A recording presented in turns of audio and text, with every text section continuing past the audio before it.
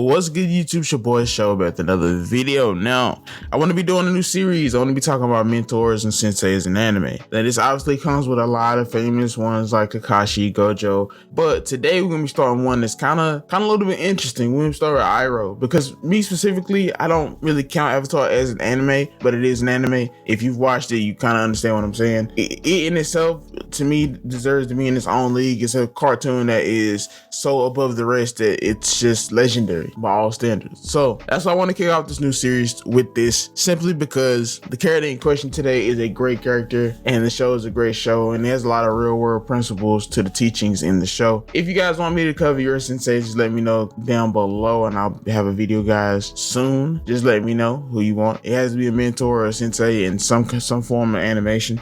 But with that being said, guys, let's talk about Iroh, the general, the dragon. Now, Iroh obviously is a wise character. He's a great teacher. He's a great sensei. He has wisdom. He's funny. He has like a interesting, deep understanding of life and bending. And through his mentorship of Zuko, as well as some other characters, you can kind of see his influence over certain characters. He even had a small spot in Korra, which he did a couple of things I won't really spoil here. But his teaching style and the way he lives his life could be studied as real world properties. You can also apply it to like use his leadership and growth in the real world itself. Now, in the world of Avatar, the Last Airbender, the character of Iroh stands out as a remarkable sensei. He imparts invaluable wisdom and guidance to any of his pupils. His role is central to the series because without his teachings, it wouldn't actually let Zuko come to the good side, which is like a major turning point for the series as a whole. Look, it's not just about bending. He doesn't just teach Zuko how to redirect lightning or, say how to become a stronger firebender. He actually lets Zuko become that on his own. It's just more of the fact of the principles that Zuko is a kid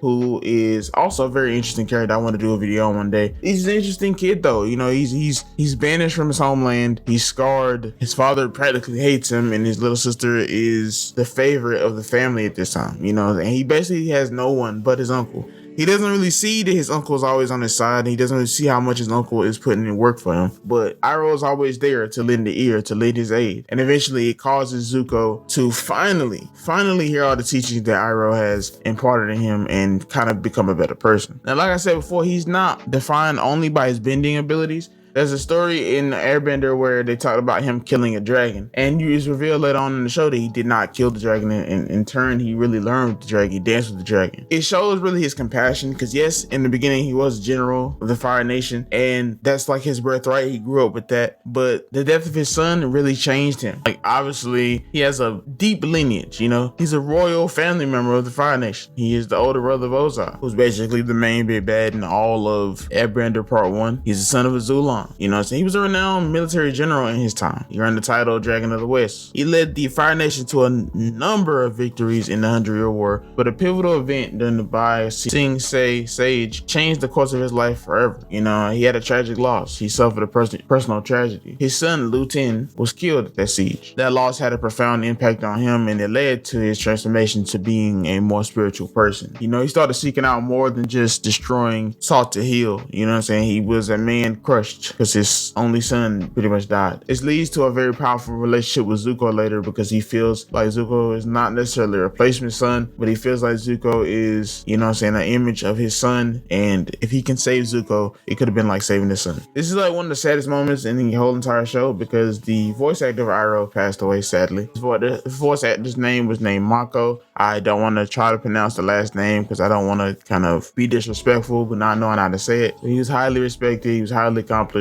and he provided the voice for Iroh until he passed. But speaking of Iroh and his spirituality, following his son's death, he embarked on a very spiritual journey. He left the military, began to seek a deeper understanding of life and the bending. And his journey led him to the secrets of the Sun Warriors. This was a secret society of really powerful firebenders who practiced the original form of firebending. This firebending was not really born of hate. And I really like that principle, that your power can come from hate, or it can come from like energy itself, like life itself. And the firebenders were using hate. They were using like anger and to really power up their firebending. And that's why they were so strong.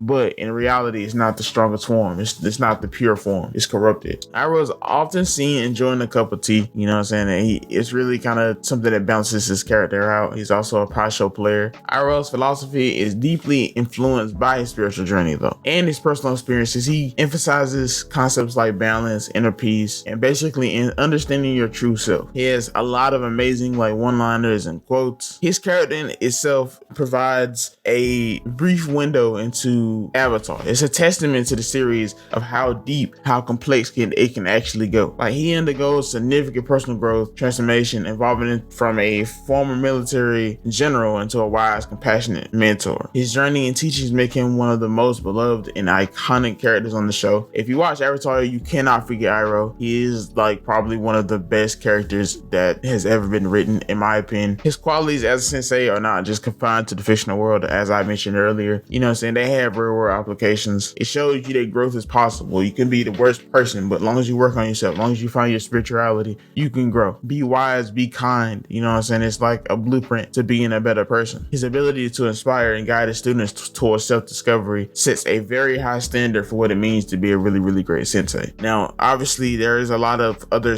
anime senseis that have done a really good job. I feel like I wanted to start with Iroh because for me, in a sense, his ability to be a sensei is different from being like Gojo and Kashi, because he actually taught Zuko how to be a better person in general. And there's obviously some issues with like the teachings and certain anime teachers. I won't really get into that right now, but I wanted to start off with one of the most best senseis on this list, and that is definitely Iroh. So with that being said, guys, thanks for watching. Please subscribe. If you enjoyed this video, we hope to make these a lot longer, or at least, you know, to make these a lot more better formatted. Let me know down below who you want me to cover, and I'll see you guys next video.